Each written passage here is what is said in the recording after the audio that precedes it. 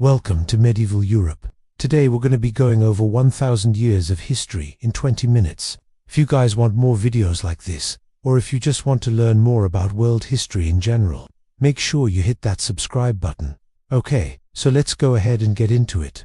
So when we think of medieval Europe, we usually think of peasants and lords and ladies and jousting and stuff like that. But what brought about this new civilization? How did it take shape? Well, several things. You had your nobility, who were your landowners. You had faith, specifically Christianity, warfare, culture, and trade. These are all hallmarks of the Middle Ages, but they didn't just spring up out of nowhere. They came about through a gradual process that began with the collapse of the Roman Empire. Before we get too deep into that though, if you're enjoying this video, please smash that thumbs up button. It really helps us out, and means that the algorithm will show our videos to more people. So thank you very much. So before Rome fell, there was a period known as the Pax Romana, which lasted from roughly 27 BCE to 180 CE. This was a time of relative peace and stability throughout the empire, which allowed for a flourishing of Roman culture and centralized governance.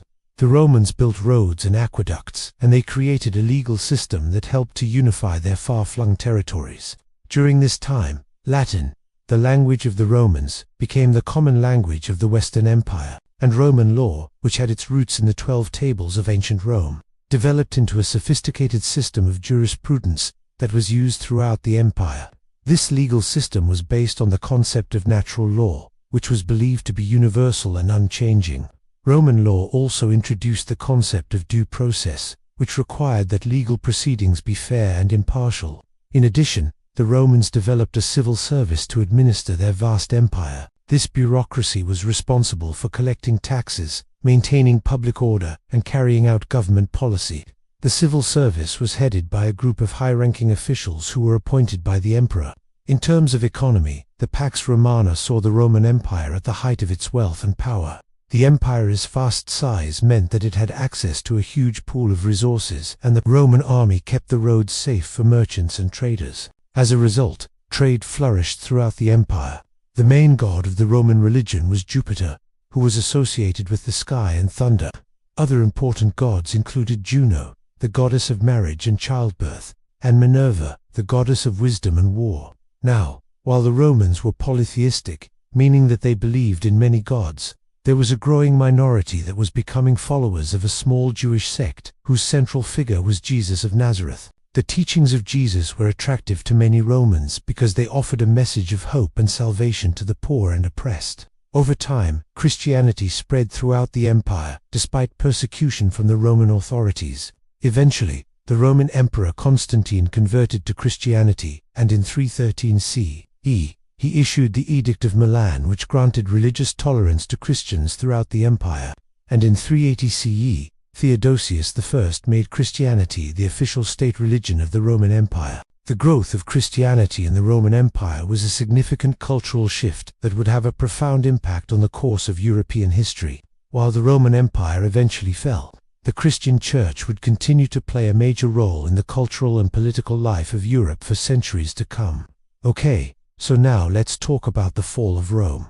So the Western Roman Empire fell in 476 CE. When the Germanic warrior Odoacer deposed the last Roman Emperor Romulus Augustus. This event is traditionally seen as marking the end of classical antiquity and the beginning of the Middle Ages. After the fall of Rome, Western Europe descended into a period of chaos and instability known as the Viking period.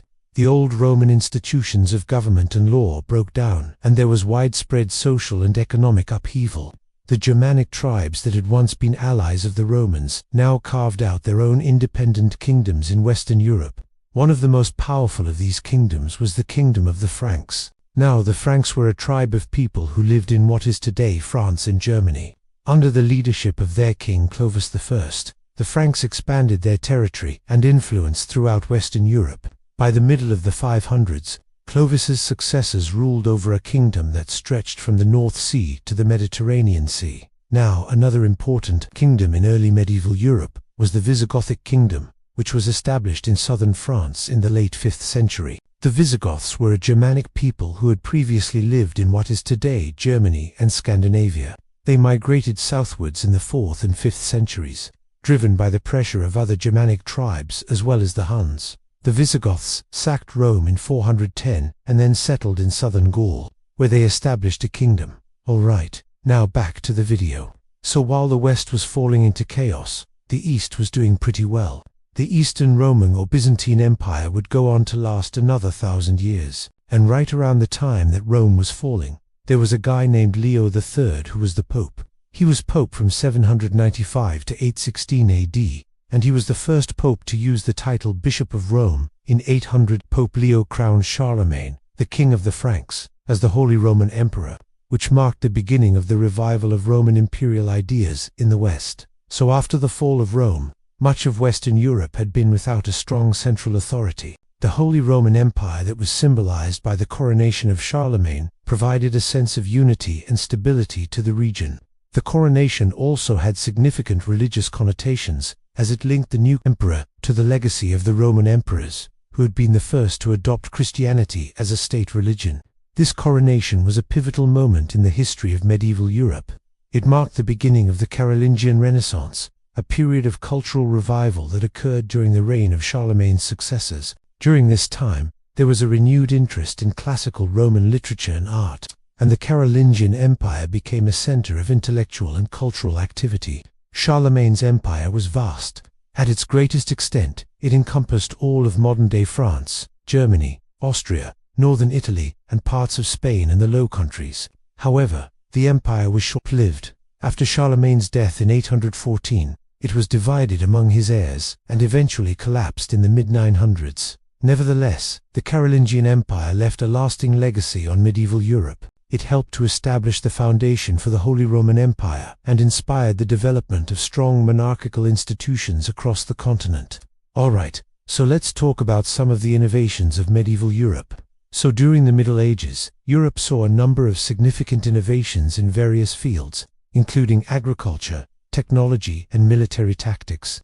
In terms of agriculture, the heavy plough was a significant innovation that allowed farmers to cultivate heavier soils and grow more crops. The three-field system was also developed during this time, which allowed for more efficient use of land and increased agricultural productivity. In terms of technology, the watermill was an important innovation that was used for grinding grain and other tasks. It was powered by the energy of flowing water, which made it a more efficient and convenient alternative to the watermill. Another important innovation was the magnetic compass, which was used for navigation and helped to facilitate trade and exploration. In terms of military tactics, the longbow was a significant development that allowed for greater accuracy and range in archery. It was particularly effective in warfare and became an important weapon for English and Welsh soldiers. Another important innovation was the introduction of gunpowder to Europe, which would have a profound impact on warfare in the centuries to come. Overall, these innovations contributed to the development and growth of medieval European society and helped to lay the foundation for the Renaissance and age of exploration that would follow. And that's it. That's medieval Europe in 20 minutes. Please remember to like and subscribe.